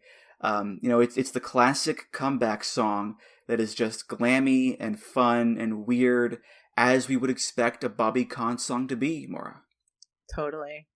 Yeah, I was, like I said, like literally, I think it was literally the day after I recorded the episode with you that I got the email about it, and I was like, no way. It was like the best news. I was like, I conjured this. What can I do next? My power, it's too much. But you know, like that sort of underscores, like, I mean, one of the themes I think that's running through this list of mine is that a lot of my like all-time favorite artists put out really good music this year. And like there was so much that I didn't even mention that I really liked, because, you know, I just wanted to I wanted to put 10 songs on the list that were sort of, you know, all cohesive. But like Miguel put out a record this year. You know, just all of these people who put out these great albums, and even like the Florence record, you know, which I like Florence. She's pretty good, but like she was never one of my favorites, but I really like that record. But just I'm looking at like my you know, my list of songs that I liked, like the Kesha record I really enjoyed, and like Amore, and you know, the Betty Who. I mean, yeah, and even like Bad Bunny too. You know, like I think the Bad Bunny record's super good. And also like Ariana Grande even put out a song that sounds like Don't Disturb This Groove by The System, which like there's no better thing to rip off, you know? Well, I also want to bring up the video for this song, which is amazing. Yeah. It takes place entirely in the bathroom of some bar or rock club or something. There's graffiti everywhere. The video literally starts with 2 guys peeing next to each other at the urinal. And there's like background singers showing up, and the guitar player and violinist pop up, and they're all squeezed into this tiny bathroom. And Bobby Conn shows up with this like shaggy orange hair, and he's acting out all the lyrics. So when he says, I got a something banana and a broken shoe, he holds up the banana and a shoe. It's all going wrong from my point of view, so I'm filling up the bong with some Mountain Dew. He pours Mountain Dew into a bong and drinks from it. Yeah. So if anybody out there thought that age would change Bobby Conn anyway, or mellow him out, they would be very wrong, Maura. He's a guiding example of for me, you know, him and Jarvis Cocker, and a lot of other people too, actually, like I should say. But yeah, no, age is just a number. You know, when it comes to like, when it comes to like foreclosing things, like, you know, you don't have to be like, oh, I'm 50, I'm gonna just sit on the couch for the rest of my life. Like, no, don't do that. Oh yeah, didn't Sloan put out a record this year too? I think they did. Yeah, like, see, like there are so many good albums and bands this year. So anyway. Well, speaking of age, my last pick of the episode is also my oldest pick of the episode. It's also my most recent pick. This album came out in November, and it's by the great Mavis Staples, who is 86 years old, and her new album is called Sad and Beautiful World. This is a cover of a song that came out about 10 years ago by a guy named Kevin Morby, and this is called Beautiful Strangers.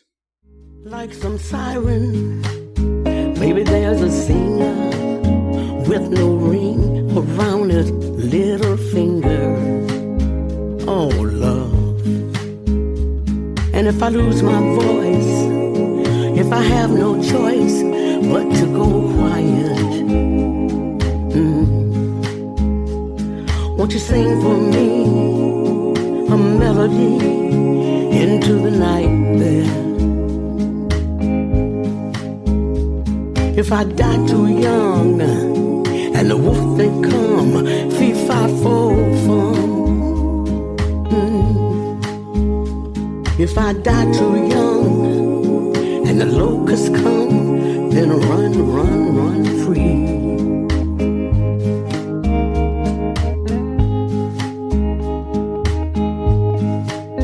If you ever hear that gunshot, you may think about what you do, but you don't got. So Kevin Morby wrote this song in the wake of three big tragedies. The 2015 Paris attacks, the Pulse nightclub shooting in Orlando, and the killing of Freddie Gray in Baltimore. And all three are specifically referenced in the song. So it's a pretty heavy song, and how do you make it heavier and more emotional? You give it to Mavis Staples, who has the gravitas and the tenderness and this, grandmotherly quality to her to really handle it well and give it the proper due. So I played a lot of newer acts on this episode, but Mavis is definitely not new. She's a legend. She's an icon. And I'm glad we still got to, hear her voice in this day and age. So I just wanted to pay homage to her and her continued contributions to music after just so many decades of work, Maura. Oh yeah, she's the best. I mean, her ability to interpret any song is just so top tier, and she's just such a talent, and I'm so glad that she's still doing, I mean, that was another lesson, right, of this year. It's like, appreciate the people who we have while we have them, and I think that, she's definitely an excellent example of that. Mm-hmm, yeah, it's a wonderful album. She does a cover of Satisfied Mind. There's a Tom Waits song called Chicago that she does that's really good. And similar to the Elton John Brandi Carlile album, it's got some other big names on it too, like Buddy Guy, Bonnie Raitt, Derek Trucks, Jeff Tweedy, Justin Vernon from Bon Iver, Kitty Crutchfield. So it's that thing where, if you have a legend making an album, you have plenty of other people want to be on that album with that legend, even if they themselves are also a big name. So that's just kind of how it works. So yeah, good stuff from Mavis as always.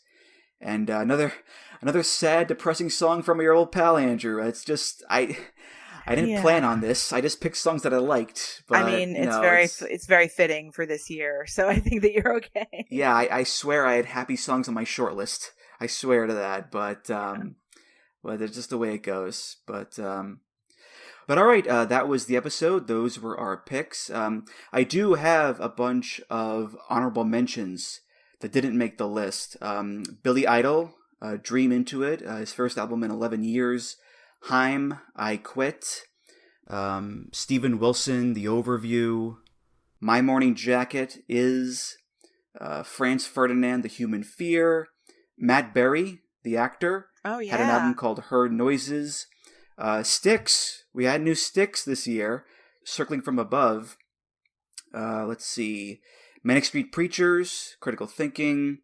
Wet Leg is a band I found out about this Wet Leg year. Are great. Yeah, they're they had the a couple best. songs I liked. Yeah. Let's see. Tame Impala, Mammoth, Glenn Hughes, Erica DeCassier. It goes on from there. So, yeah, any honorable mentions that you want to bring up there, Maura?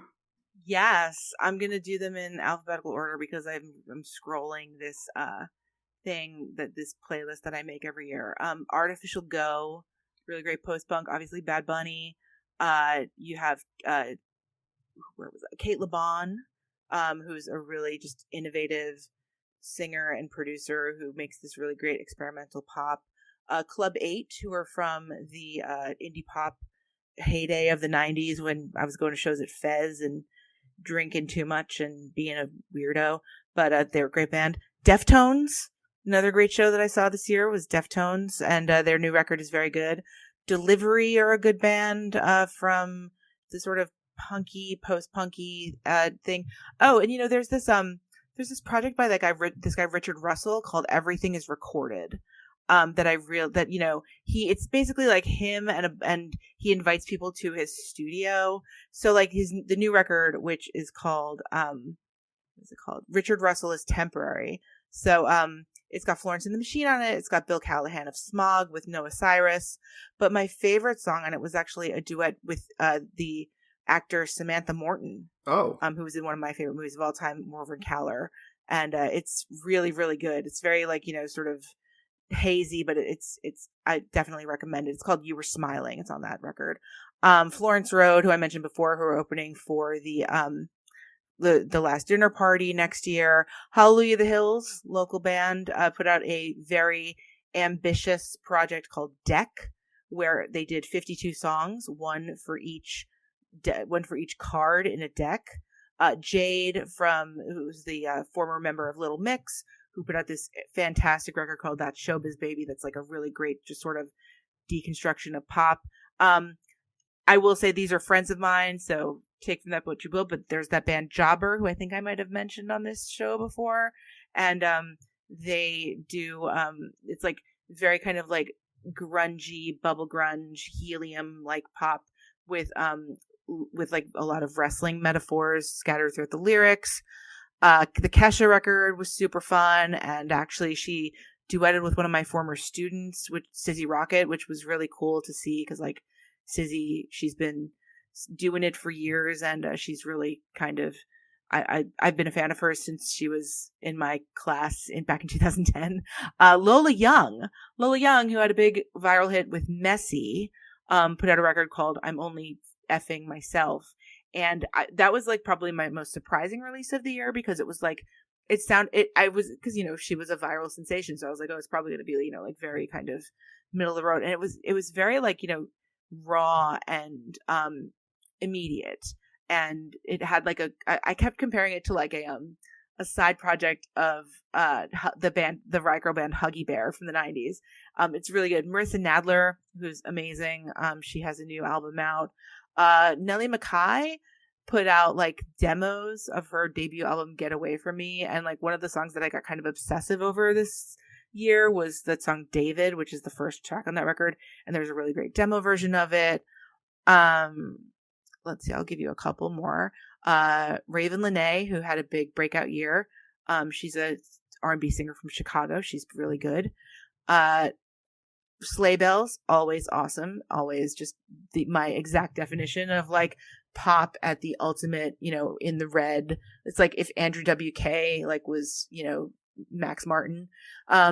Snooper, who are this really kind of like weird egg punk duo from, I believe, Nashville.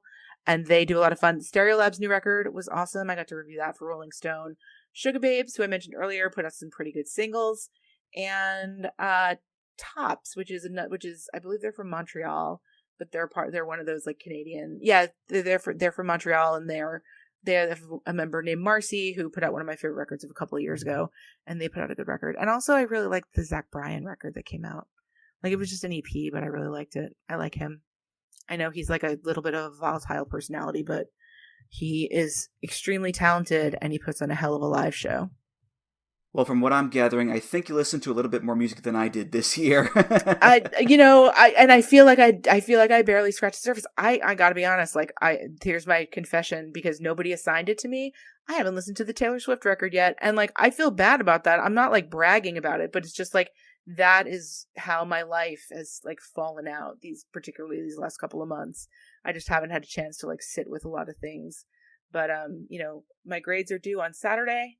And then once that happens, I am gonna probably sit in my room with the room I grew up in with headphones when I go to visit my parents for the holidays. So it'll be just like when I was an angry teen. Well, in that case, let me just say a big thank you to everybody out there for listening to the show this year. Whether it was one episode or 5 or 10 or all of them, I really appreciate the support, so thank you so much. Also, thank you to all of my guests this year, including you, Maura. Of course, thanks for having me. I could not do this show without you and the guests. I mean, I could, but it'd be a lot more boring, that's for sure. So thank you as always. And I hope that our episode today was a nice break for you and what you're going through and what the rest of the world is going through. So yeah, we had a nice respite with some depressing songs, but genuinely great songs as well there, Maura. So. Yeah, and hey, it actually wasn't that depressing because neither of us picked any AI artists. So no, that's think true. of it that way. That's true. That's a win. The human spirit is still prevailing. Amen. Yeah, but any plugs you want to give? Go right ahead. Well, first of all, I just want to say, this has been a hard year for me, and I don't think it would have been. I think it would have been much harder without the team at Angel Animal Medical Center here in Jamaica Plain in Boston.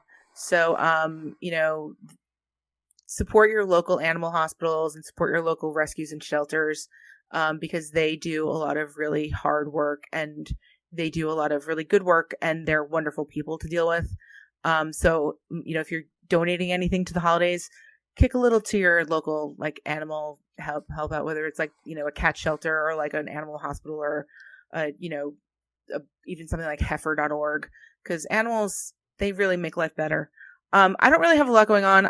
My mailing list, when my cat got diagnosed with brain tumors, I kind of just fell apart, and I haven't updated my newsletter in months. I want to rectify that. I'm going to try to rectify that in the next couple weeks. So if you want to sign up for that, it's at maura.ghost.io.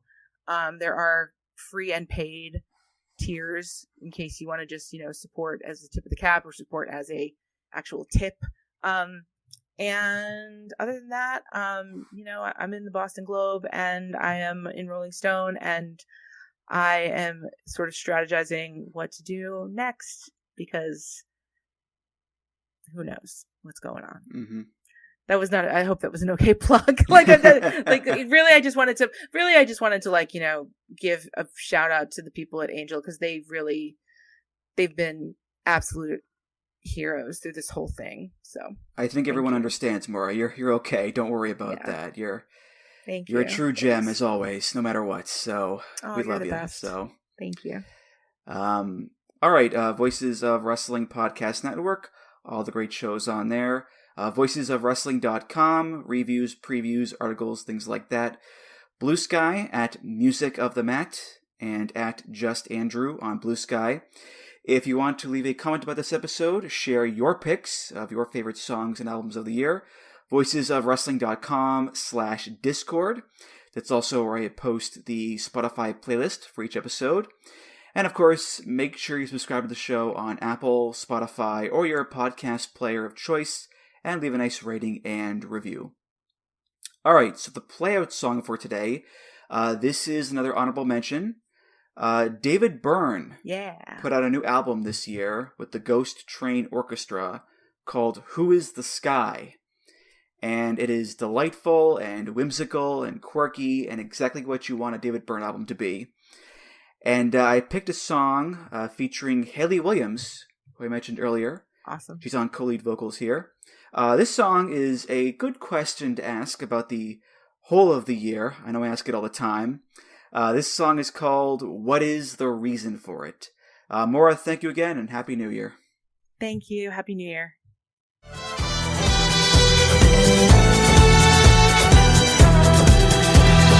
Love is war, love is peace, love is such a tasty treat. But when it's done, love is on, love is queer, love will take you out of here to find someone. What is the reason for it? Why is it there? Is it my body or my brain? Nobody understands it. They all believe that it will all make sense someday.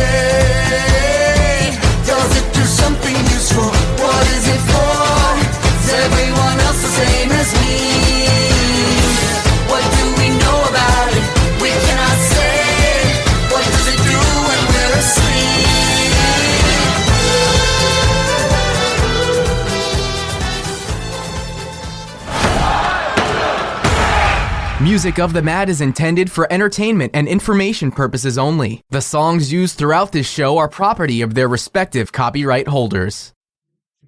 My name is Tyler Fornes, and I am one of the co-hosts of the Good, the Bad, and the Hung-Gi AEW podcast here on the Voice of Wrestling Podcasting Network.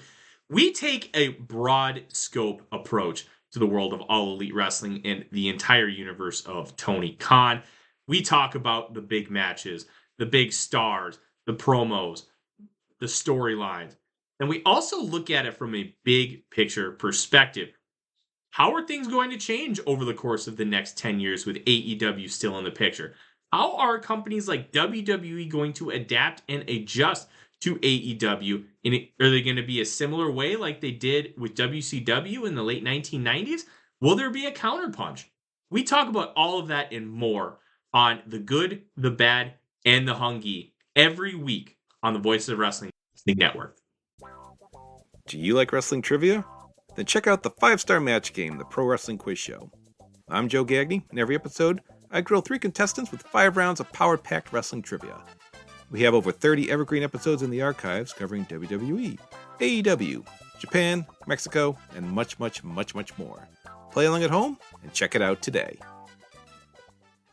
Marriott Bonvoy is the official hotel partner of US Soccer.